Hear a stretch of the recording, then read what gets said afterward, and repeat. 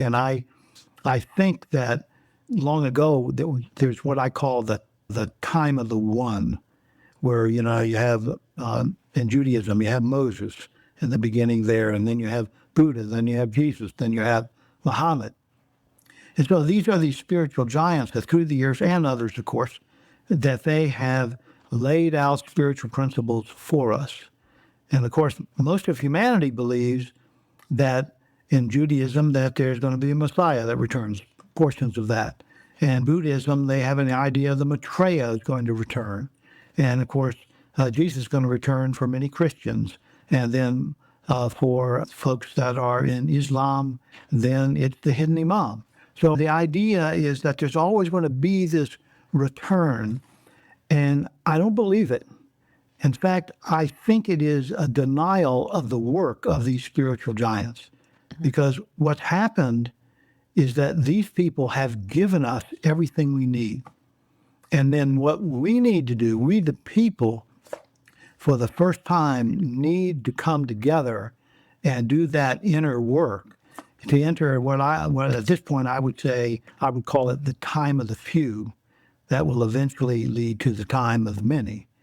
But it doesn't take many of us, but we have to have a dedicated core of people around the world. And so I wrote this book, The Gathering of the Few, of Guide to Global Spiritual Awakening. And so, and in that, I've said that, you know, where I am in my life, I'm dedicated to that, to do my best to try for us to gather around this most critical time in history. There's never been another time like it. What an opportunity for us. So let's do it. Yeah, the gathering of the few. I think people get overwhelmed with the world and what appears to people to be going wrong, no matter what side they're on, if there are sides, they think the world's, you know, as bad as it can be. And there is this kind of waiting for some savior, somebody to come help us. And I completely agree. It's like, that's the easy way out. And that's not going to happen. It's like, we're up, it's up to us. Yeah.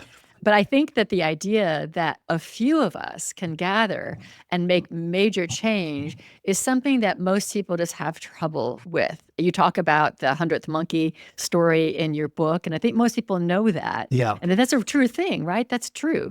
Yeah, not right. That would Ken Keyes had that in his book years ago. It caught fire and went all around, at least through our country and probably around the world. It's a remarkable situation and thing that happened within monkey consciousness. So, you know, I always get people to say, hey, if the monkeys can do it, maybe we can do it too. Maybe. Maybe. Maybe we have more blocks, but it's really inspired me because I do an annual retreat at Unity Village, and it's called Whole Planet Spirituality, and it really is about embracing the whole planet, and including the Fillmore's original teachings on our relationship with nature and animals and whatnot. And I think at that group, we often get overwhelmed, like, oh, you know, we have this vision, and we're so few, and the whole world is living in another paradigm, a much more violent war paradigm.